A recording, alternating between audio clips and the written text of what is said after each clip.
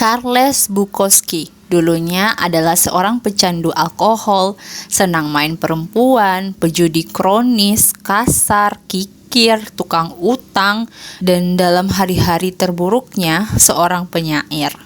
Dia barangkali adalah manusia terakhir di muka bumi yang bakal Anda mintai nasihat tentang kehidupan, atau nama terakhir yang ingin Anda lihat dalam deretan buku motivasi jenis apapun.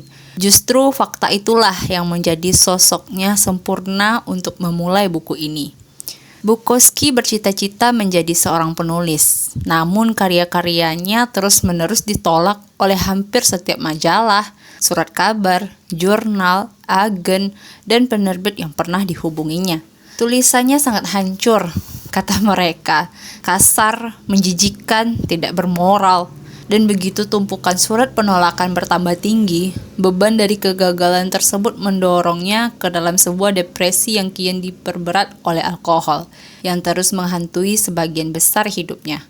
Sehari-hari Bukowski bekerja sebagai seorang penyortir surat di sebuah kantor pos. Ia digaji sangat rendah, dan hampir seluruh uang yang dihabiskan untuk minuman keras.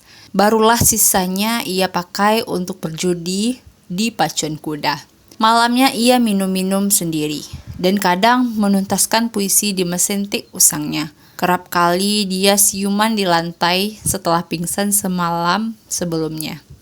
30 tahun berjalan tanpa arti seperti itu. Hampir seluruh waktunya ada dalam bayangan alkohol, narkoba, judi, dan pelacuran. Kemudian saat Bukowski berusia 50 tahun, setelah seumur hidup merasa gagal dan membenci diri sendiri, seorang editor di sebuah penerbit independen menaruh minat yang aneh terhadap dirinya. Editor ini tidak menawari Bukowski segepok uang atau penjualan buku yang menjanjikan. Namun ia menaruh ketertarikan yang ganjil terhadap si pemabuk dan pecundang ini. Jadi dia memutuskan untuk memberikan satu kesempatan. Itulah peluang pertama Bukowski. Dan ia sadar, mungkin itu satu-satunya yang bisa didapatkannya. Bukowski menjawab tantangan sang editor. Saya hanya bisa memilih satu dari dua pilihan.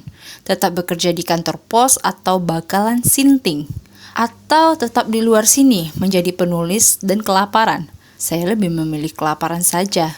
Setelah menandatangani kontrak, Bukowski menulis novel pertamanya hanya dalam 3 minggu. Judulnya sederhana, Post Office. Di dalamnya, dia menulis didedikasikan untuk tak seorang pun. Kelak Bukowski mencatat diri sebagai seorang penulis novel dan puisi yang sukses. Dia terus berkarya dan menerbitkan 6 novel dan ratusan puisi, menjual lebih dari 2 juta kopi. Popularitasnya melampaui harapan setiap orang, terutama ekspektasinya sendiri.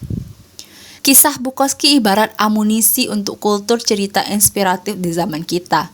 Kehidupan Bukowski mewakili perjalanan mimpi Amerika. Seorang pria yang berjuang atas apa yang diinginkannya, pantang menyerah, dan pada akhirnya meraih mimpinya. Praktis ini seperti sebuah film. Kita semua menyaksikan cerita Bukowski dan berkata, "Apa ku bilang? Orang ini tidak pernah menyerah. Orang ini tidak pernah berhenti mencoba. Orang ini selalu percaya diri. Ia gigih melawan segala rintangan. Dan akhirnya, sukses." Tapi semua narasi itu terdengar janggal. Karena di atas batu nisan Bukowski tertulis, "Jangan berusaha." Lihat, meski nyatanya bukunya laris manis dan sosoknya terkenal, Bukowski dulunya adalah seorang pecundang. Ia tahu benar itu.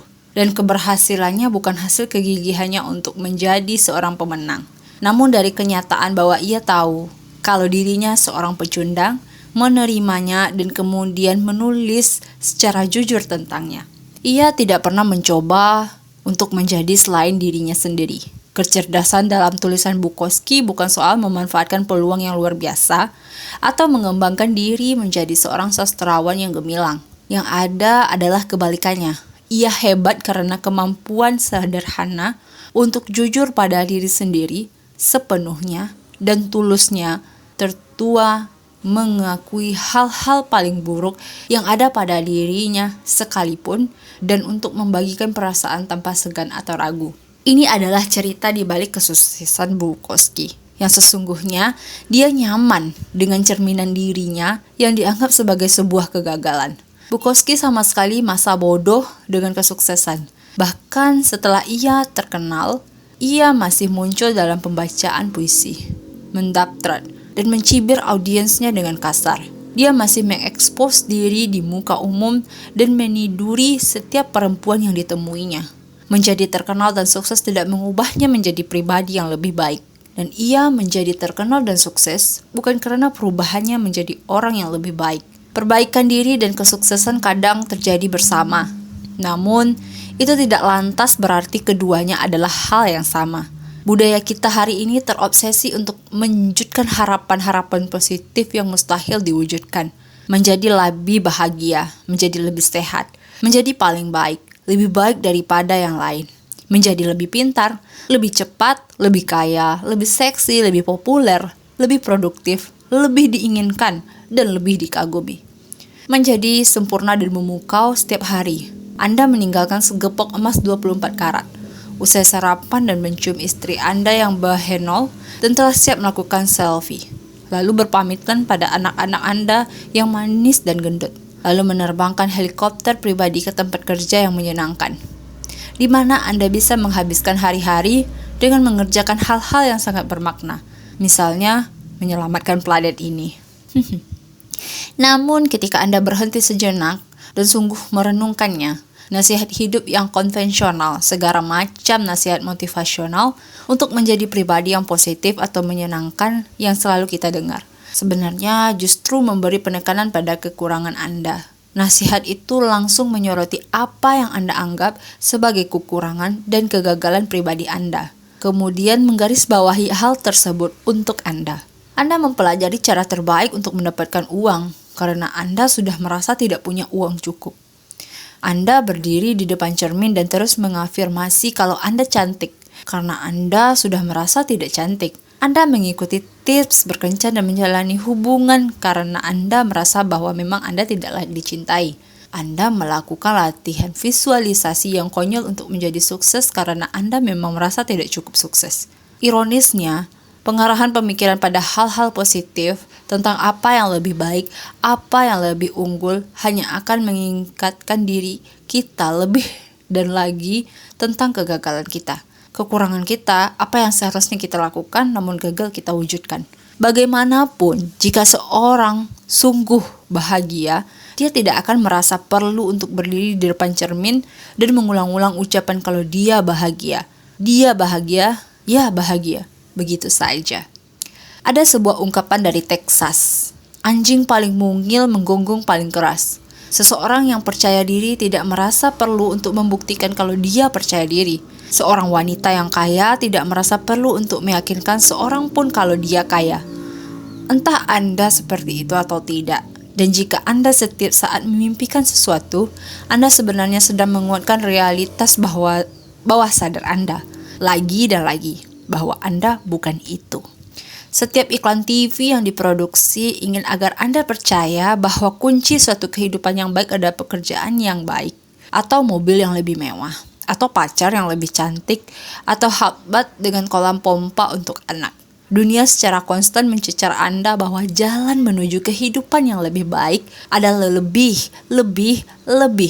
Beli lebih banyak, dapatkan lebih banyak, buat lebih banyak, bercinta lebih banyak. Jadi lebih dan lebih. Anda secara konstan dibombardir dengan pesan untuk mempedulikan apa saja, kapan saja. Berpikir untuk membeli TV baru, liburan ke destinasi yang lebih baik daripada rekan kerja Anda, beli ornamen taman baru, bahkan Anda didorong untuk mempertimbangkan membeli tongsis yang cocok. Mengapa? Dugaan saya, karena membeli lebih banyak barang baik untuk bisnis. Dan walau memang tidak ada yang salah dari sisi bisnis, masalahnya justru memedulikan terlalu banyak hal yang berakibat buruk untuk kesehatan mental Anda. Ini membuat Anda menjadi terlalu terikat pada hal-hal yang dangkal dan palsu. Anda membiarkan kehidupan Anda demi mengejar fata morgana kebahagiaan dan kepuasan. Kunci untuk kehidupan yang baik bukan tentang memedulikan lebih banyak hal, tapi tentang memedulikan hal yang sederhana saja. Hanya peduli tentang apa yang benar dan mendesak serta penting.